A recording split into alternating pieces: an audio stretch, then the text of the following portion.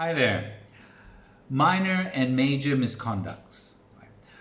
The first thing we need to clarify between this concept of a minor and major misconduct is what unites them. And the term here is, as implied, is misconducts.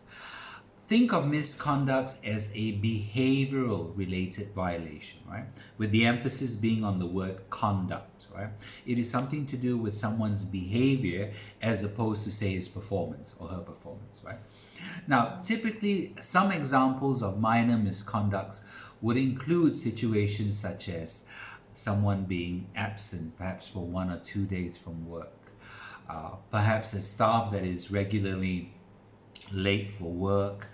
Perhaps the staff comes in on time but is missing during work hours, or commonly known as missing in action, or even staff that leave the workplace earlier than they should, right?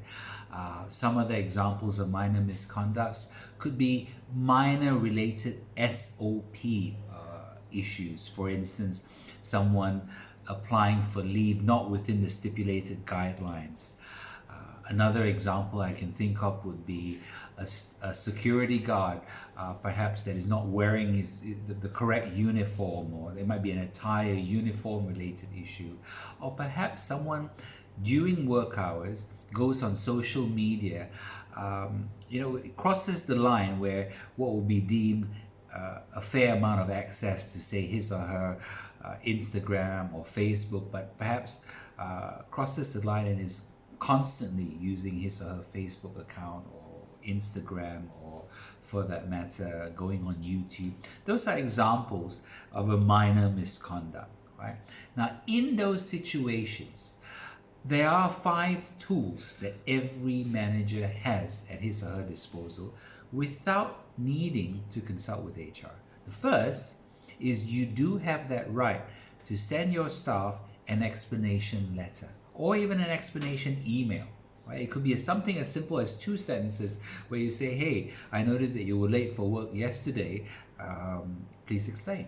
That would be a simple explanation email. The second tool managers have would be in situations where they would like the misconduct issue directed at more than one person within their team. This could be an example where the same manager finds that staff have been having this habit of taking excessive lunch breaks, where it should be not more than an hour, but they're coming back, sometimes even taking 2-hour lunch breaks. And he'd like to put a stop to that, or she'd like to put a stop to that. In those situations, sending an explanation email to one person would not suffice. Before you do that, you need to reset expectations. And the way in which you do that is to send an email circular to everyone within your department. Or perhaps if you're old school, you may want to send a simple memo and get that sent out to everyone within your team. Some managers still communicate using notice boards, where they communicate important notices on a common notice board.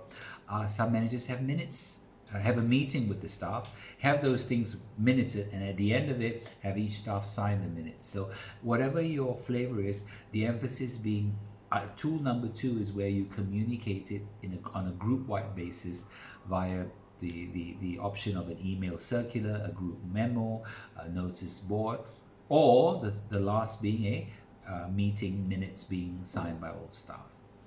Third option is something which you probably regularly do, but it's worth noting that you need to talk with the employee.